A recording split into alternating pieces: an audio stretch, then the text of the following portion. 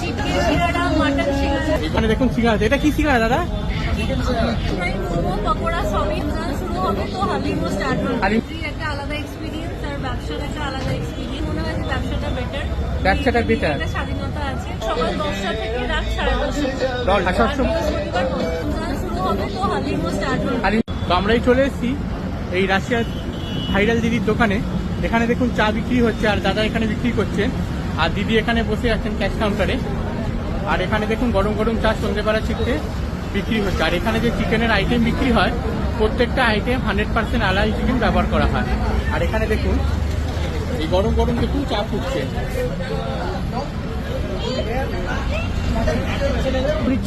আর দিদি এখানে বিক্রি করছে। আর এখানে দেখুন সিঙ্গাড়া, এটা কি সিঙ্গাড়া দাদা? চিকেন সিঙ্গাড়া। এগুলো কত করে? 25 করে। তো দেখুন এই চিকেন সিঙ্গাড়াগুলো সাইজ দেখুন বড়ই আছে। আর এই সিঙ্গাড়ার দাম হচ্ছে 25 টাকা করে। আর দিদির মুখ থেকে শুনে নেবো আর কি পাওয়া যায়। বলছি দিদি, এই দোকানে আপনাদের কি পাওয়া যায়? এই তো মানে রয়েছে এটা স্পেশাল রয়েছে একদম অথেন্টিক ইলাইচি টি, তার কফি ওয়ালা খাতি স্ন্যাক্স আইটেম হচ্ছে উইদাউট চিকেন সিঙ্গাড়া, মাটন সিঙ্গাড়া। ও চিকেনের সাথে মাটন সিঙ্গাড়া হয়েছে।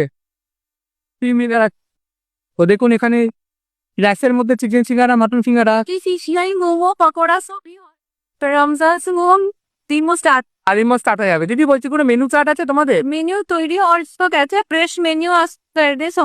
তো দোকানটা তো অনেক দিনই হয়ে গেল, তো কেমন লাগছে এখানে দোকান করে?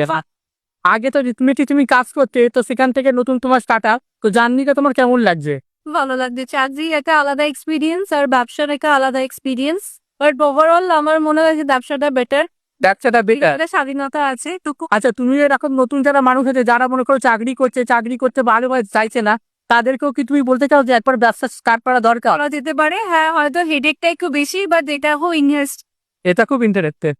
তো ওকে আমরা দিদির মুখ থেকে শুনে নিলাম কিছু কথা।